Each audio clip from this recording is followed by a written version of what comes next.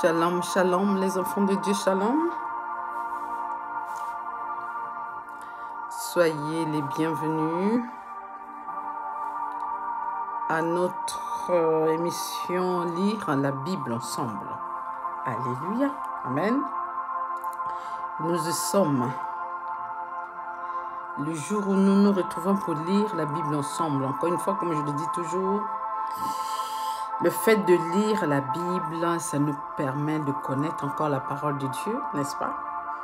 D'acquérir encore des connaissances. Il faut savoir une chose, comme Dieu le dit si bien, Jésus le dit si bien, là où il y a 2-3 personnes qui sont concordes, qui sont en accord avec ma parole, je suis parmi eux. Donc, soyez-en sûrs et certains que le fait que nous lisons la Bible et le Seigneur est avec nous. Amen. Donc, comme la fois passée, nous sommes arrêtés à notre 2 pages que nous prenons chaque sabbat. Donc, on était à Genèse 7, 8. Et là, on va continuer. Donc, on va prendre Genèse 9, 10. Amen.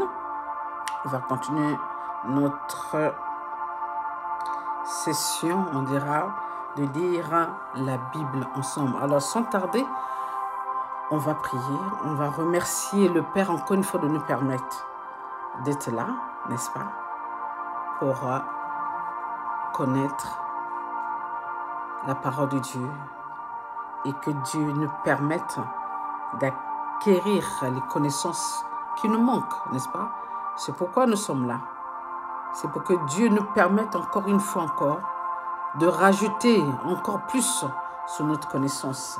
Ce n'est que comme ça que nous arriverons à connaître la parole de Dieu. Amen. Prions. Merci Seigneur. Merci Père. Encore une fois de permettre ce moment de lire la Bible ensemble. Seigneur, je te prie de nous accompagner pour ce moment où nous cherchons à connaître, à avoir la connaissance, le savoir dans ta parole. Bénis-nous Seigneur. Aide-nous à acquérir ces besoins que nous avons pour marcher selon ta volonté. Et il n'y a que toi, Père, qui peux nous donner cette connaissance. Oui, Père, si tu le permets, parce que tout est selon ta volonté et non selon notre volonté. Seigneur, je te remercie, Père. Tu es digne, Papa. Je te remercie, je t'exalte, je te magnifie, je te loue au nom de ton Fils, notre Seigneur, notre Sauveur. Ainsi j'ai prié, Père. Amen, Amen et Amen. N'est-ce pas? C'est merveilleux. Alors, nous allons commencer à lire notre Bible. Donc, comme je disais, la fois passée, on a arrêté à notre 2 pages, 7, 8. Donc là, nous allons prendre 9 et 10. Donc, c'est Genèse 9. On va lire la page Genèse 9 et puis on continuera avec la page Genèse 10. Amen. Alléluia. Alors, commençons. Dieu bénit Noé. Non, Exode 9. Ah là, je suis à Genèse. Alors, je ne sais pas pourquoi. Excusez-moi, c'est Exode. Ah là là, la rapidité de madame. Alors, on va y aller à Exode, n'est-ce pas? C'est Exode. Je me souviens bien, c'est Exode. Alors, on va prendre Exode. Voilà. C'est Exode.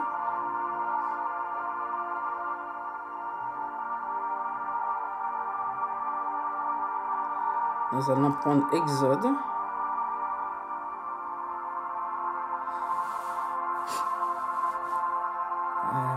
J'ai un peu chaud.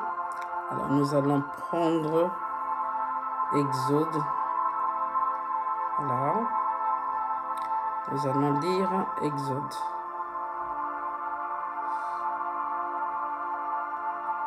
Excusez-moi, ça prend un peu de temps, je ne sais pas pourquoi.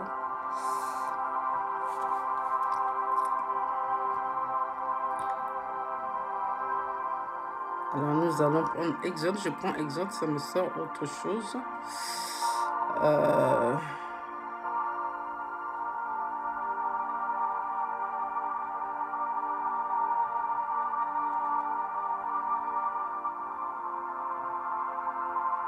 Excusez-moi. C'est pas ce qui se passe. Voilà. Exode.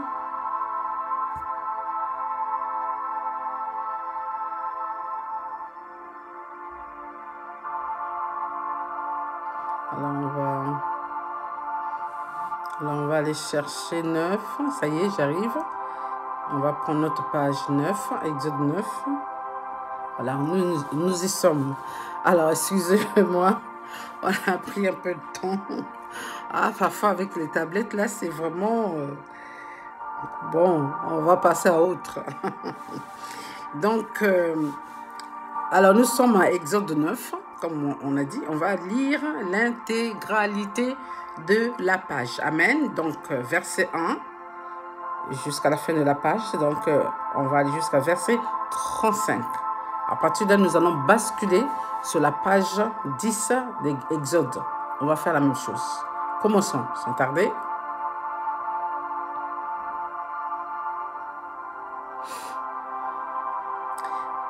L'Éternel dit à Moïse et à Aaron, « Remplissez vos mains de cendres de fournaise et que Moïse la jette vers le ciel, sous les yeux de Pharaon. Elle deviendra une poussière qui couvrira tout le pays d'Égypte.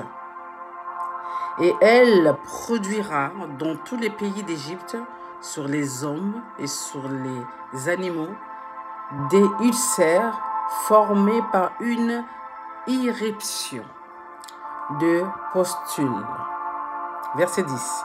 Ils prirent de la cendre du fournaise et se présentèrent devant Pharaon.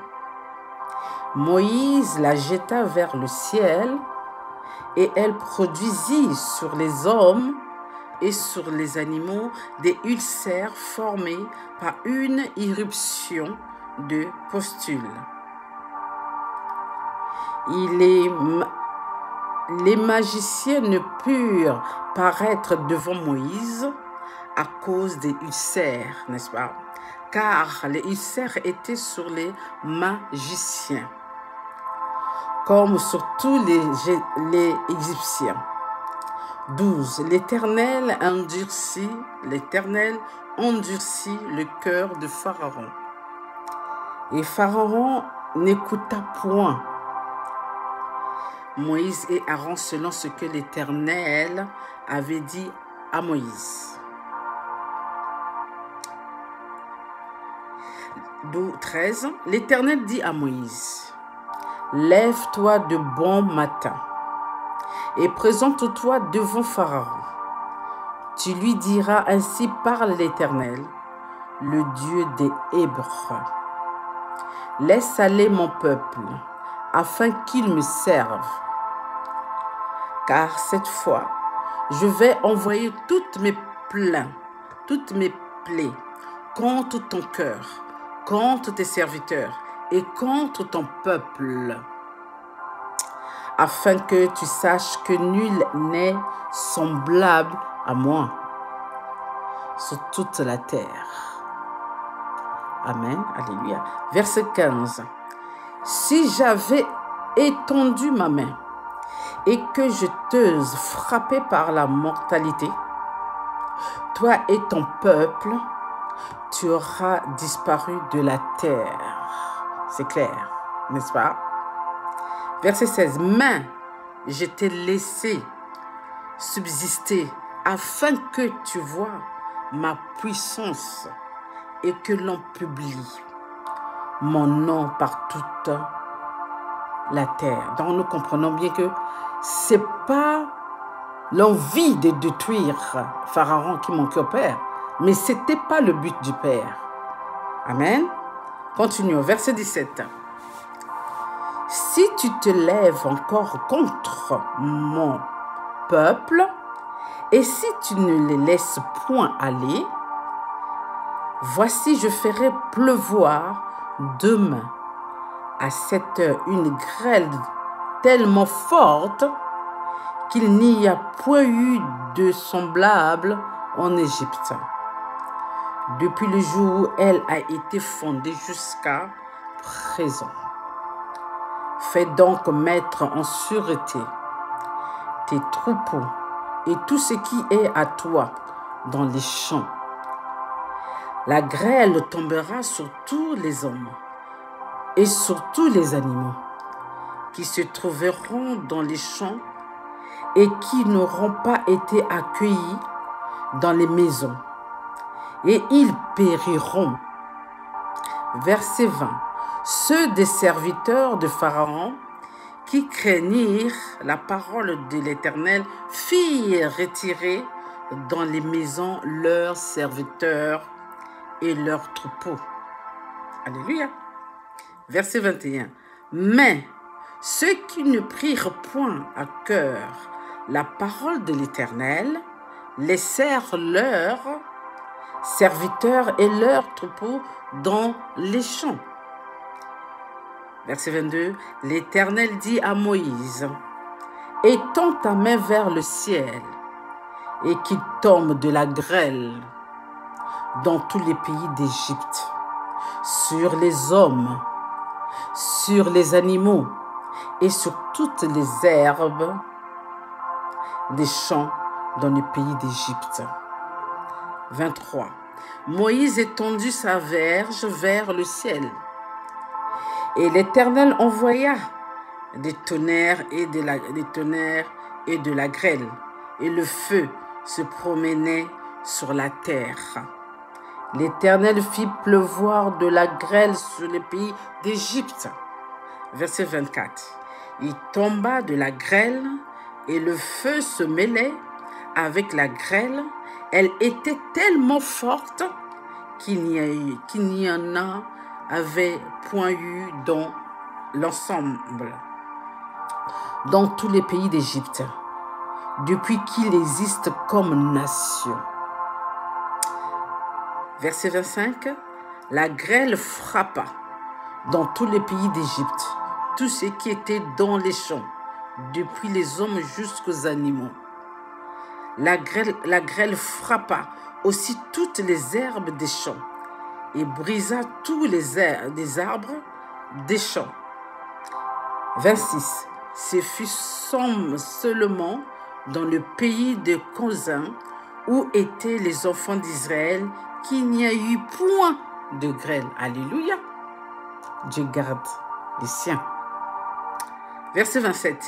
Pharaon fut appelé Moïse et Aaron, et leur dit, cette fois, j'ai péché. C'est l'Éternel qui est le juste. Amen. Et moi et mon peuple, nous sommes les coupables. Prie l'Éternel pour qu'il n'y ait plus de tonnerre ni de grêle, et je vous laisserai aller, et l'on ne vous retiendra plus. Amen. Alléluia. Continuons. Verset 29.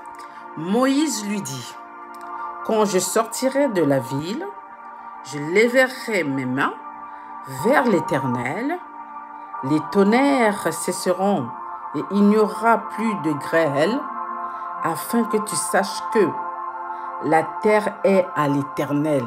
Alléluia.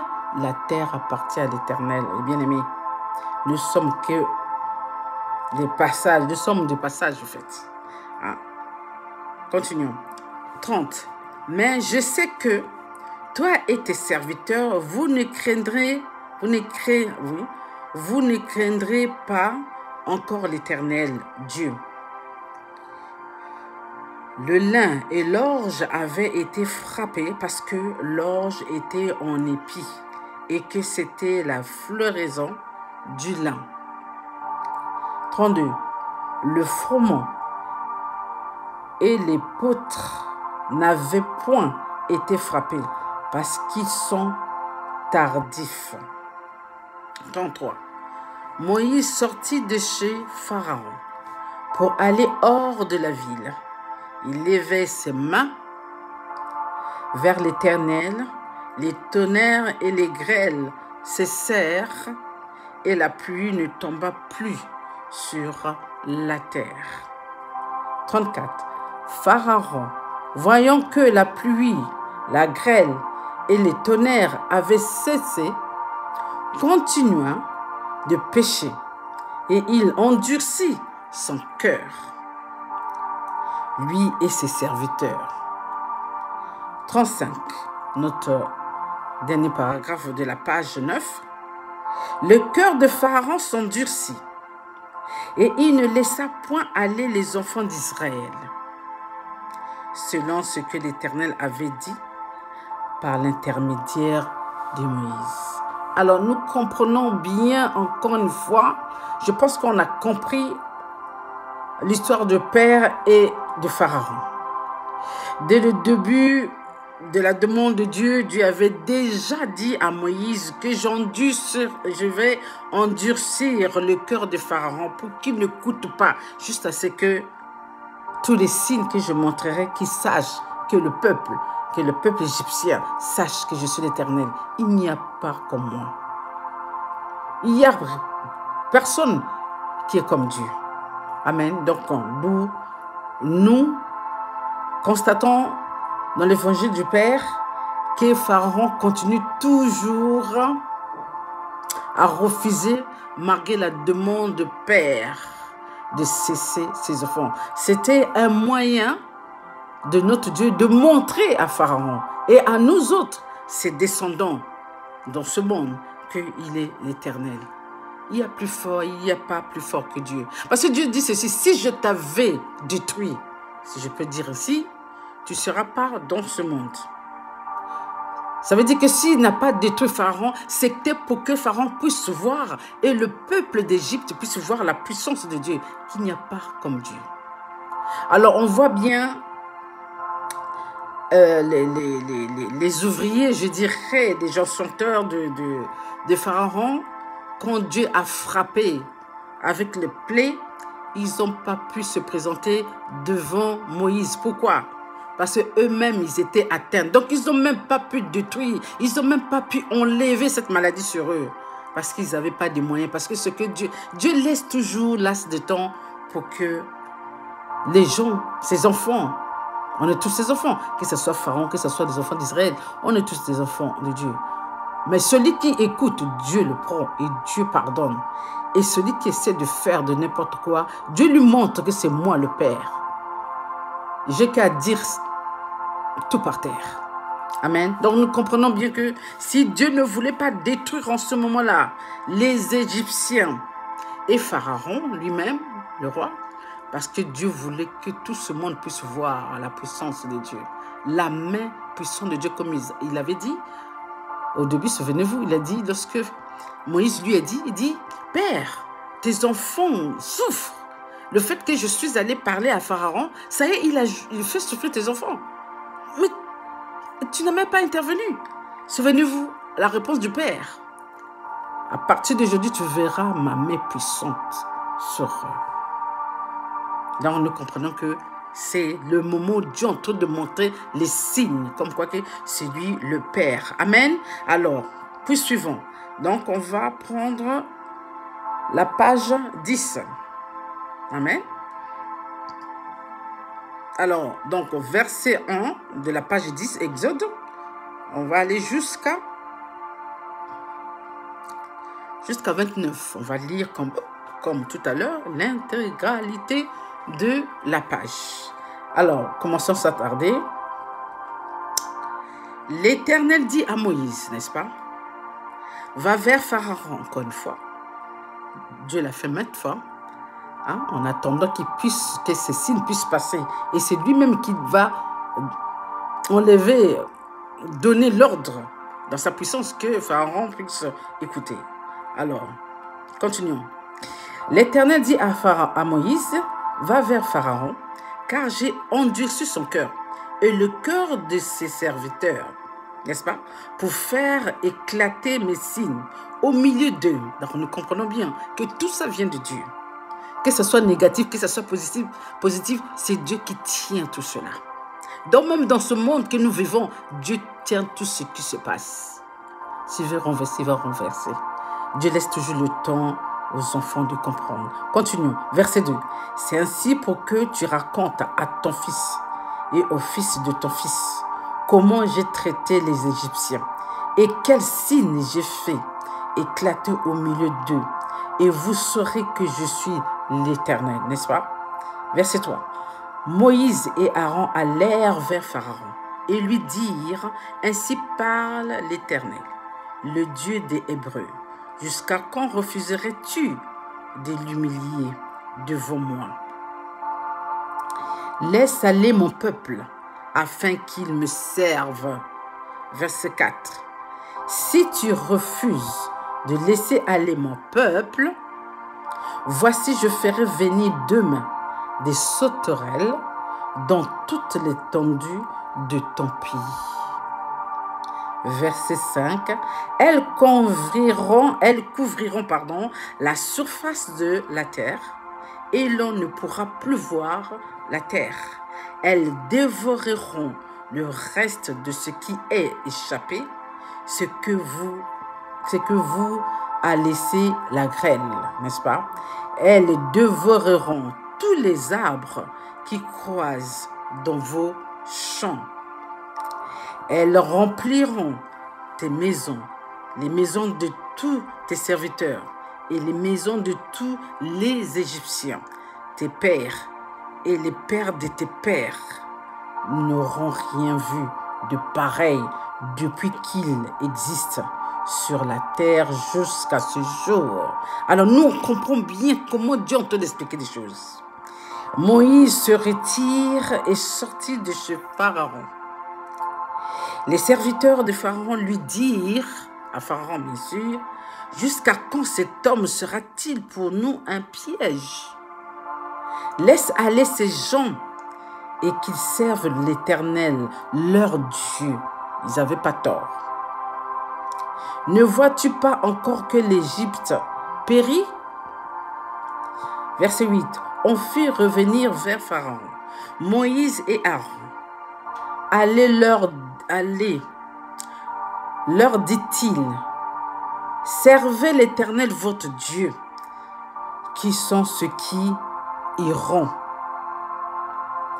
Moïse répondit, nous irons avec nos enfants et nos vieillards, avec nos fils et nos filles, avec nos brebis et nos bœufs, car c'est pour nous une fête en l'honneur de l'Éternel. Alléluia. Verset 10. Pharaon leur dit que l'Éternel soit avec vous, n'est-ce pas? Tout comme je vais vous laisser aller, vous et vos enfants. Prenez garde, car le malheur est devant vous. Nénas, non. Non, allez, vous les hommes, revenons, excusez-moi, vous et vos enfants, prenez garde, car le malheur est devant vous, n'est-ce pas? Non, non, allez vous les hommes, et servez l'Éternel, car c'est là ce que vous avez demandé. Et on les chassa de la présence de Pharaon. L'Éternel dit à Moïse, étends ta main sur le pays d'Égypte et que les sauterelles montent sur le pays d'Égypte, qu'elles dévorent toute l'herbe de la terre, tout ce que la grêle a laissé. Moïse étendit sa verge sur le pays d'Égypte et l'Éternel fit souffler un vent d'Orient sur le pays toute cette journée et toute la nuit. Quand ce fut le matin, le vent d'Orient avait apporté les sauterelles. Les sauterelles montèrent sur le pays d'Égypte et se posèrent dans toute l'étendue de l'Égypte. Elles étaient en si grande quantité qu'il n'y avait jamais eu et qu'il n'y aurait jamais rien de semblable. Ah, ça c'est le Père toujours en grand, n'est-ce pas? Verset 15. Elle couvrit la surface de toute la terre. et la terre fut dans l'obscurité. Elles dévorèrent toute l'herbe de la terre et tout le fruit des arbres, tout ce que la grêle avait laissé. Et il ne resta aucune verdure aux arbres ni à l'herbe des champs. Dans tous les pays d'Égypte.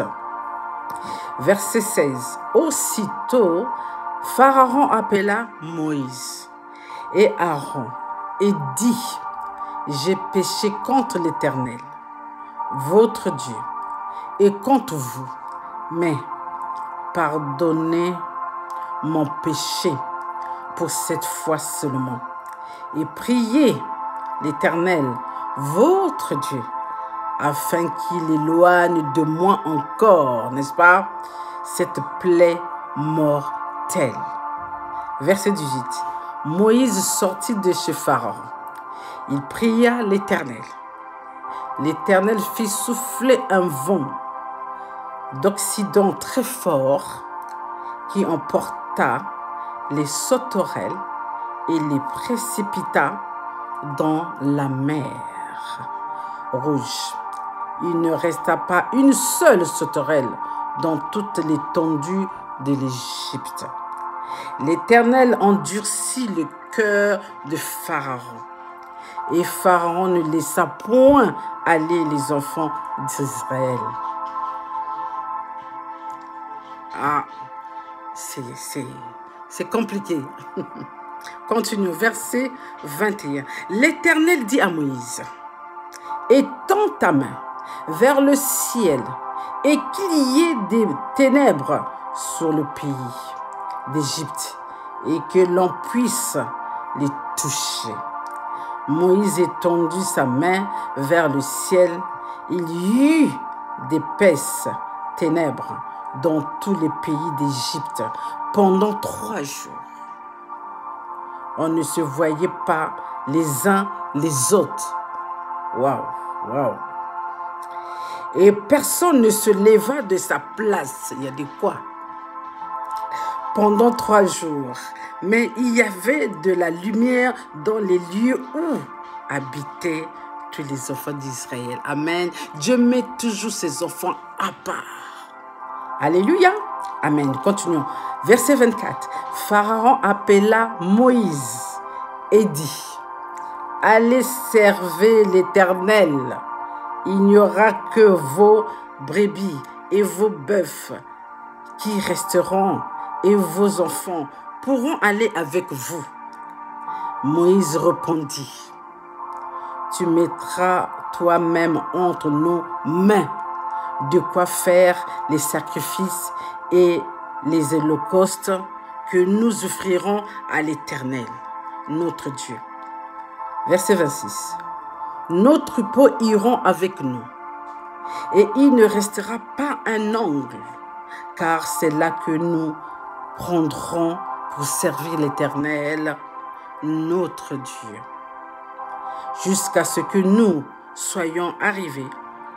Nous ne savons pas ce que nous choisirons pour offrir à l'Éternel. Verset 27. L'Éternel endurcit le cœur de Pharaon, n'est-ce pas? Et Pharaon ne voulant point les laisser aller. Alléluia. Il n'y a que Dieu qui peut faire des choses comme ça, n'est-ce pas? Continuons. Verset 28. Pharaon dit à Moïse: sors de chez moi. Garde-toi de paraître encore en ma présence, car le jour où tu paraîtras, n'est-ce pas, en ma présence, tu mourras. Tu l'as dit. Réplique Moïse: je ne paraîtrai plus en ta présence. Bénissons la parole de Dieu, le mot de la fin. Alors nous, vraiment c'est merveilleux. Nous avons un Dieu tout puissant, n'est-ce pas? Un Dieu qui est puissant de puissant parce que il sait ce qu'il fait, n'est-ce pas? Dieu demande à Moïse d'aller, en sachant très bien que Pharaon ne va pas accepter. Et Pharaon même lui-même, comme je le disais tout à l'heure, les pensées là sont venues. Je pense même lui-même, Pharaon, il n'en pouvait plus. Il ne savait même pas ce qu'il faisait. Je suis sûre qu'il avait envie même de dire oui, mais cette force, cette capacité, cette puissance était tellement plus que lui-même. Il ne savait pas gérer. Il ne pouvait même pas gérer puisque Dieu l'interdisait de dire oui, de laisser les enfants d'Israël partir servir leur Dieu. Tout ça, c'est des œuvres de Dieu. Encore une fois, nous comprenons que notre Dieu est puissant de puissance. Il n'y a pas quelqu'un de ce monde qui ressemble au Père. Nous devons lui faire confiance, les bien-aimés. C'est pas évident ce que nous vivons. C'est pas évident parce que ce que nous vivons là, c'est vraiment quelque chose de ça nous dépasse tous. Des grands, des petits, tous ceux qui sont en haut, en bas.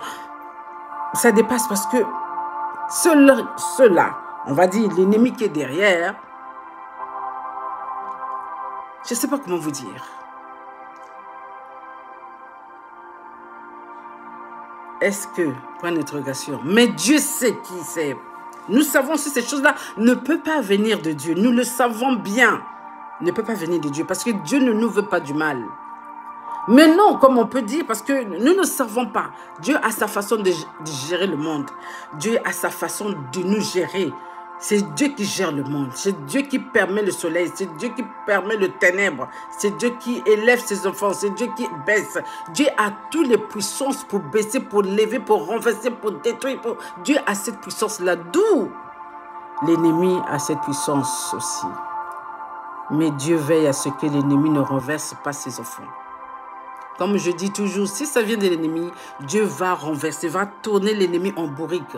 Il ne gagnera pas. Il sera vaincu. Il est déjà vaincu.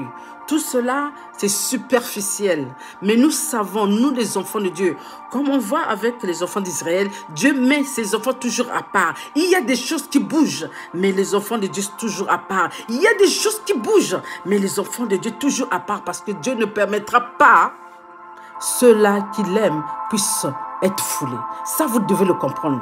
Donc, si nous avons ça dans notre cœur, dans notre tête, alors vivons dans la paix, dans la joie. Prions, oui, prions comme Dieu dit, priez sans cesse, prions. Que Dieu puisse fouler ce qui se passe actuellement par terre, qu'il puisse tourner l'ennemi en bourrique, qu'il puisse décaler les pièges de l'ennemi, que ce ne soit pas notre partage, que tous les quotas que l'ennemi a mis en place, il ne gagnera pas. Ça sera nul et sans effet. Amen. Alléluia. Ça y est, nous avons fait notre part, comme je dis toujours, et Dieu fera sa part. Alors restez dans la paix, dans la joie, les bien-aimés. Dieu est avec nous. Dieu est omniprésent. Amen. Ce qui se passe dans ce monde, Dieu le sait. Ça ne peut pas passer comme ça, que Dieu ne peut pas voir.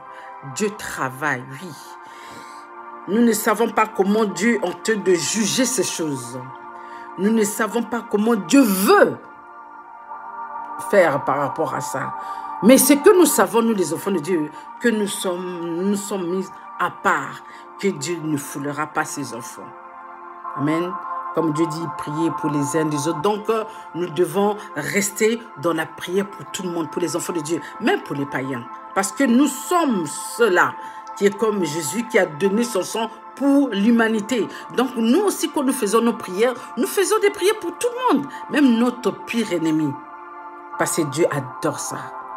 Et d'où le cœur de Père qui nous a donné, nous devons faire pareil aux autres. Mais c'est lui-même le juge. C'est lui-même qui va juger de comment, de pourquoi. Ça, c'est lui. Nous, notre rôle à nous, de prier pour les uns des autres, d'exhorter les autres, n'est-ce pas? De fortifier, de vivifier par la parole de Dieu nos frères, nos sœurs, de les tirer du feu pour le mettre dans le chemin de Dieu. Voilà notre rôle. Et de les aimer comme nous-mêmes, comme le Seigneur nous a aimés, et de les pardonner comme Dieu nous a pardonné. Donc nous devons les pardonner. Amen. Alléluia. Donc, restez dans l'allégresse. La paix de Dieu est avec nous. L'amour de Dieu nous couvre de la protection divine. Amen. Il y a beaucoup qui passent des moments difficiles, mais Dieu n'oubliera personne. Soyez-en sûrs. Le moment venu, Dieu donnera à chacun ce qu'il a perdu. Amen. Alléluia. Je vous aime, je vous adore. Allez, restez dans la paix. Que la main de Dieu soit dans vos maisons. Que la main puissante de Dieu qui a fait des signes à Pharaon et que ce soit dans nos maisons. Que l'ennemi puisse voir qu'il ne peut pas nous renverser, qu'il ne peut pas renverser ce monde, parce que la main de Dieu puissant est sur la terre, malgré les esprits sataniques diaboliques, excusez-moi, qui demeurent, qui rompent, qui campent. Ils seront vaincus au nom de Jésus, par le sang de Jésus qui a coulé pour nous. Amen. Alléluia. Allez, les bien-aimés, à sabbat prochain. Bye.